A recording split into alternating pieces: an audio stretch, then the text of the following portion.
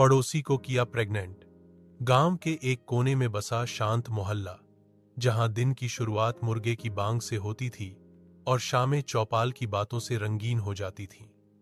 वहीं रहती थी सुनीता, करीब 28 साल की, गेहुआ रंग, लंबी छोटी, बड़ी बड़ी आंखें और बदन ऐसा कि हर मर्द की नजर ठहर जाए। मगर उसकी किस्मत में अकेलापन था। उसका पति विक्रम मजदूरी के लिए अक्सर शहर में ही रहता था। महीने 2 महीने में एक चिट्ठी या फोन आता और फिर खामोशी।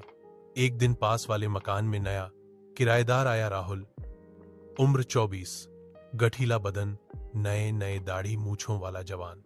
पहली ही बार जब राहुल ने सुनीता को आंगन में बाल सुखाते देखा, वो उसकी भीगी साड़ी में छुपा बदन देखता ही रह गया। साड़ी से झांकता उसका गीला ब्लाउज, कमर का तिल और पैरों की पायलें, राहुल का दिल मचल उठा। और उधर सुनीता भी उसकी नजरों की हर हरारत को भांप चुकी थी। इतने दिनों बाद किसी मर्द की आंखों में खुद के लिए चाह देखना उसे एक अजीब सा एहसास देने लगा। धीरे धीरे दोनों की मुलाकातें बढ़ीं। कभी राहुल हैंडपंप से पानी भरने आता तो कभी खेत के रास्ते में टकरा जाता। सुनीता जब भी साड़ी का पल्लू ढीला करके चलती, राहुल की नजरें उसकी कमर पर अटक जाती। एक दिन गर्मी से परेशान होकर सुनीता छत पर नहाने लगी। वहीं बाल्टी और मग, और राहुल ने अपनी छत से झांक कर देखा। उसके गीले बदन पर गिरती सूरज की किरणें उसे पिघला रही थीं।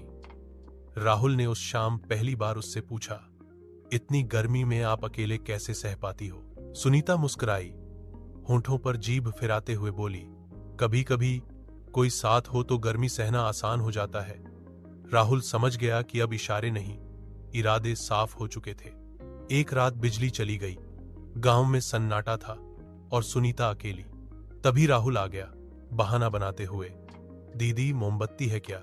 सुनीता ने दरवाजा खोला, उसकी आंखों में झलकती आग को महसूस किया और कहा, आजा, अंधेरे में ढूंढ लेते हैं। कमरे में हल्की सी बात, और फिर जब राहुल का हाथ सुनीता के पेट से होकर उसकी पीठ तक गया, वो सिहर उठी।